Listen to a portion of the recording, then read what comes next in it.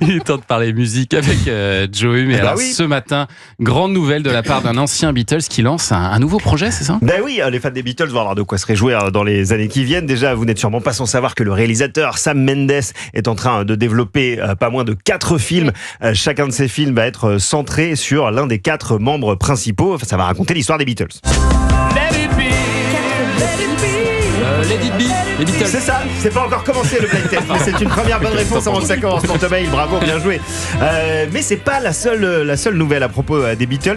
À l'occasion du festival d'animation d'Annecy qui a eu lieu la semaine dernière, un autre projet a été annoncé, ça a été la plus grosse annonce du festival, Paul McCartney's High in the Cloud. Ça va être un film d'animation qui adapte un livre pour enfants qu'il a sorti en 2005, et qui suit le voyage d'un écureuil parti libérer la musique qui a été bannie de son village par une chouette tyrannique. Je l'ai vu, c'est une pub pour la caisse d'épargne. Voilà. C'est une adaptation en fait en long métrage. C'est sur les livrets A. La pub a super bien fonctionné. C'est vachement bien. C'est une belle idée. Mais c'est bien qu'il le fasse en plus long. Ah ouais. Voilà. Alors ce qui est cool, c'est que ça va permettre Depuis ce long le temps métrage. pour le réclamer ce film. Ben oui, et comme ça va être un long métrage, Paul McCartney va pouvoir signer une bande originale de plus de 30 secondes.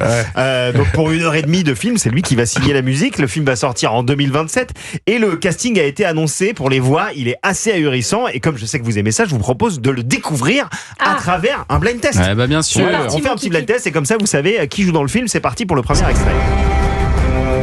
Game of Thrones. Game of Thrones. Ouais. C'est Alors, c'est un acteur de Game of Thrones. C'est le dragon.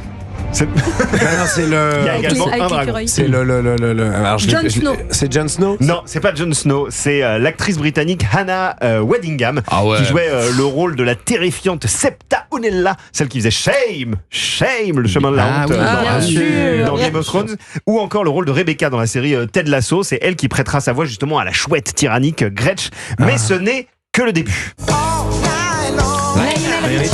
Lionel Richie sera l'une des voix d'un des petits animaux de ce film d'animation. Je savais pas s'il était encore vivant. Si, il va bien.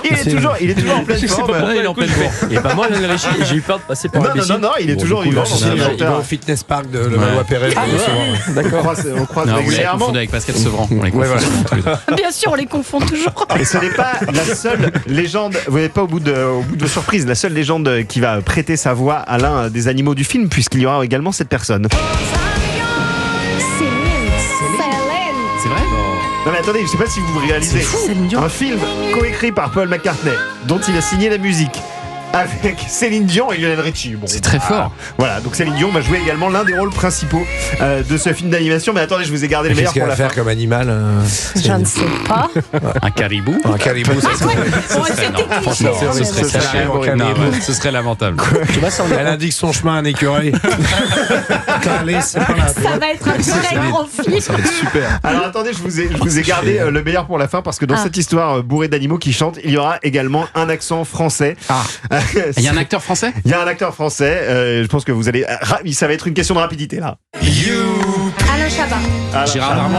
Alain Chabat. Alain Chabat. Alain Chabat. Bah, ça va être génial alors s'il y a Alain Chabat. D'accord. Forcément. Ok. Tout de Ah bah suite. oui, Ah bah oui. C'est vrai que ça risque d'être vraiment très très bien. Donc voilà, Alain Chabat qui jouera le rôle d'un certain Bixby, qui est également l'un des personnages de ce film, qui est le meilleur ami du héros principal, le petit De l'écureuil.